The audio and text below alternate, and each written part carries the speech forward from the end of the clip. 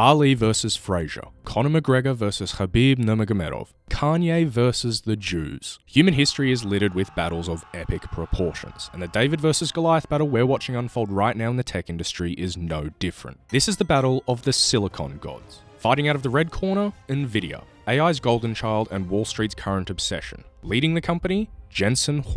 And out of the blue corner, AMD, the scrappy underdog who just launched a chip that's faster, cheaper, and already making the stock pop like Tesla's once Elon and Trump made up after their high school argument. And they're being led by Lisa Su, Jensen Huang's cousin. In most people's eyes, Nvidia has already been crowned king and AMD has been left to pick up the scraps with the other peasants. But by the end of this video, you might just have a different outlook. We're about to dive into who they are, what they've built, where they're going, and why this might be the most important corporate deathmatch of the decade. So important, in fact, you might just have to kill your friend over it. Let's go.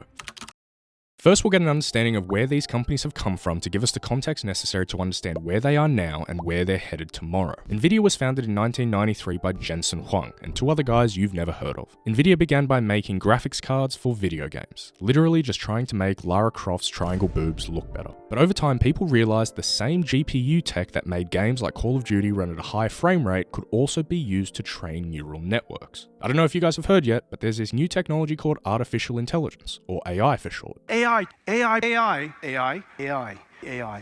needs neural nets need GPUs are Nvidia's specialty. Their GPUs now power everything from ChatGPT to autonomous cars, and this AI revolution has transformed Nvidia into one of the biggest companies in the entire world. Speaking of things AI has powered, I want to quickly tell you about Abacus AI, the sponsor of today's video. I've recently been using their awesome tool, ChatLLM, to help me with my workflow. The main reason I like it so much is because it has all the most powerful large language models in the same place. I used to have multiple ChatGPT tabs, a Gemini tab, sometimes even a Midjourney tab.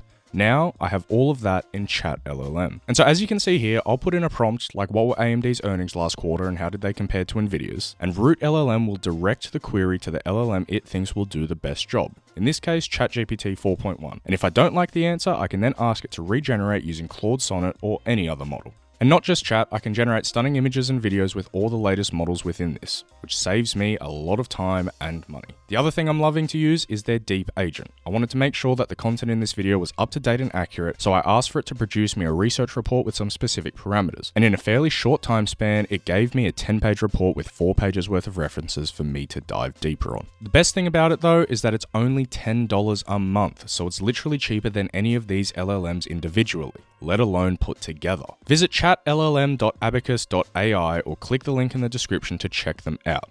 Now let's get back into the video. AMD, or Advanced Micro Devices, was founded in 1969, back when Sleepy Joe was still coherent. And for the last 50 years or so, they've kinda been the Sleepy Joe of microchips and computing. Their CPUs were never as good as Intel's, and their GPUs were never even close to Nvidia's. And yet somehow they're still here, and they're developing AI chips that are supposedly beating the crap out of Nvidia's while costing less. Let's find out more. So where are we at currently? Nvidia with a $3.5 trillion market cap. AMD with around a $210 billion market cap. Nvidia with around $230 billion in annual revenue. AMD at about a sixth of that with around $43 billion. I want to show you something though. Take a look at these two graphs here that show annual revenue for both companies over the years. Look at how close these guys' revenue was leading up to 2024. What caused the difference? The AI tsunami. Nvidia wasn't just ready for it, they were positioned perfectly. How? Data centers, and more specifically the GPUs companies use in data centers. So what are data centers? They're giant warehouses or buildings filled with high-performance computers that power basically everything on the internet. We have power grids for electricity, dams for water, farms for food, and data centers for all the shit we do on the internet. Two big things data centers are handling in our AI age. 1, training, and 2, inference. Training is the big expensive phase where an AI model learns what to do by chewing through massive amounts of data. This learning requires massive parallel computing power, which is why it's normally done on huge clusters of GPUs like Nvidia's H100s or AMD's MI300s. Once the model's trained, it still needs to live somewhere to answer the questions, generate images, pretend to be your girlfriend, whatever else. This is inference, which is also done in data centers. So how did Nvidia get such a lead in this race? I could tell you about their strategic partnership with Microsoft and BlackRock in a $30 billion AI infrastructure fund aimed at building next-gen data centers. Or I could tell you about how they don't just offer products for one aspect of AI development, but all aspects, from GPUs to networking to software. But where I think their real moat is in their software CUDA. Let's say you want to build your own AI. You buy some GPUs from Nvidia, you open up the box, but then you realize these things were made for computer graphics. How do I get it to do my AI shit? Now you could go and learn how to program GPUs from the ground up using a low-level instruction set called PTX, which is kind of like learning how to speak Latin or ancient Mayan or something else stupid. You'd only do it if you hate yourself. Or you use CUDA, which translates your C or C++ code into commands the GPU understands. Which option do you think almost all AI researchers and developers chose? Exactly. But here's the kicker. It's not just a translator. Think of it like this. Nvidia is like Ferrari. And Nvidia's GPUs like the A100 or the RTX 4090 is the equivalent of Ferrari's F80 or SF90. And so Nvidia's CUDA is like Ferrari providing you with their mechanical team to perfectly tune your Ferrari engine to your needs. Will your mechanical team work on other cars you buy like a Lamborghini? Absolutely not. And so suddenly, the only cars you want to buy from now on are Ferraris. And this is why Nvidia dominates something like 98% of the data center market. So how's AMD going to strike back?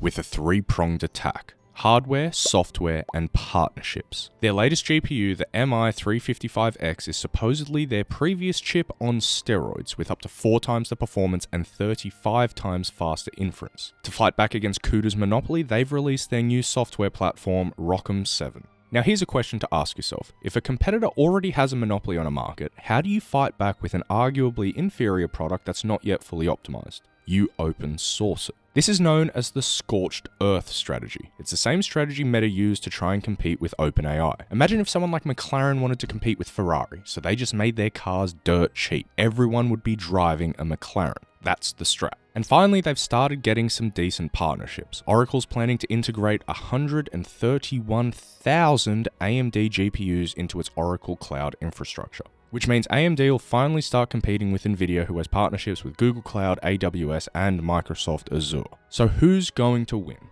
From a stock picking perspective, here's the way I'm looking at it. Nvidia's already won the last 18 months. But the question I think you need to ask yourself isn't who won the past, it's who's going to win the future. They're one of, if not the biggest company in the world by market cap. How much higher do you actually think it could go? Or put it this way, is it more likely that Nvidia goes from 3.5 trill to 7 trill market cap, or that AMD goes from 210 bill to 420 bill? AMD's playing catch up, but in the best way possible. They've got new hardware that's finally competitive, an open source strat that could slowly pry developers away from CUDA, and partnerships that could help them land actual meaningful market share. If AMD continues executing at this level, they don't need to beat Nvidia to win. They just need to stop being an afterthought and start being the alternative. And if they pull that off, the stock could have a lot of room to run. But don't take my word for it. You've seen the facts, now you decide. I hope you guys enjoyed this new type of video. If you did, please leave a comment below letting me know what you think and what other companies or industries you'd like me to make videos on. As always, please like, comment, and subscribe, and I'll see you in the next one.